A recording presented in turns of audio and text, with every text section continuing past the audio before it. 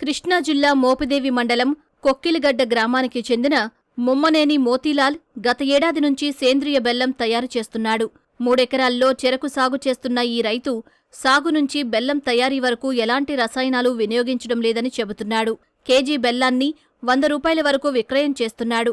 గతంలో జిల్లాలోని ఘంటసాల, చల్లపల్లి, మోపిదేవి, అవనిగడ్డ మండలాల్లో అధిక శాతం రైతులు చెరుకును సాగు చేసి చల్లపల్లి మండలం లక్ష్మీపురం గ్రామంలో ఉన్న కేసీపీ చక్కెర కర్మాగారానికి పంటను తోలేవారు.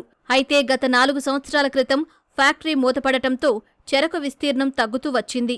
అయితే అతి కొద్ది మంది రైతులు మాత్రం చెరకును బెల్లంగా మార్చి విక్రయాలు సాగిస్తున్నారు. మేము ఆర్గానిక్ బెల్లంగా గత సంవత్సరం నుంచి మొదలుపెట్టాం. మేము 3 ఎకరాలు ఆర్గానిక్ వ్యవసాయం చేస్తున్నాం. మా నాన్నగారు 1985 ముందు బెల్లం ఉండేవాళ్ళు. తర్వాత ఫ్యాక్టరీతో తోలేము. అది మూతపడటంతో ఆర్గానిక్గా చేద్దామని ఓన్లీ రాతి సున్నమును బెండకాయ పౌడర్తోనే ఇచ్చేసి ఆర్గానిక్గా చేసి అందరికీ మంచి బెల్లాన్ని అందించాలనే ఉద్దేశంతో ఈ ప్రయత్నం మొదలుపెట్టామండి. వెరైటీ వేస్తున్నామండి మేము. అది బెల్లానికి బాగుంటుంది, మంచి రుచికరంగాను ఉంటుంది, నాణ్యతగా కలిగి ఉంటుంది. 1 సంవత్సరం వరకు నిల్వ ఉండే అవకాశం మట్టికి ఇది బెల్లానికి ఉందండి. గోమూత్రం, ఆవు గోమయం బట్టి 2తోనూ పెంచుతున్నామండి. కొంత పుట్టమన్ను ఇదేసి మనం అవి పిచికారీ చేస్తున్నాము 3-4 సార్లు. ముందు పశువుల ఎరువు బాగా ఎక్కువగా తోలి దుక్కిలో బాగా చేసాము.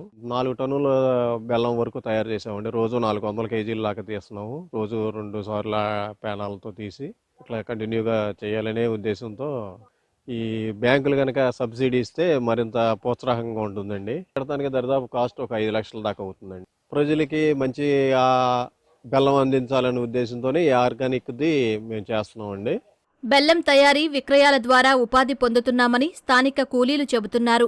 బెల్లం నాణ్యంగా ఉండటంతో మంచి డిమాండ్ ఉంటోందని వారంటున్నారు. పులసనం వేసి వండుతున్నామండి. షుగర్లో తీసుకొచ్చాండి. దీన్ని చెరుకు నరుక్కొచ్చండి, కసర ఆడి దాంట్లో రసం తీసండి, అప్పుడు కళాయిలో కుదిలి ఓన్లీ గులసనం వేసి వండుతామండి. చాలా బాగుంటుందండి బెల్లం. ప్రతి ఊరు తినొచ్చండి. ఇది పూర్వం ఇది ఫ్యాక్టరీ తొలివూరండి. ఫ్యాక్టరీ మూసేశాక ఈ బెల్లం ఆడుతున్నారండి. గతంలో చెరుకు కొట్టేవాళ్ళం అండి. ఆ చెరుకు ఫ్యాక్టరీ మూసేశారు.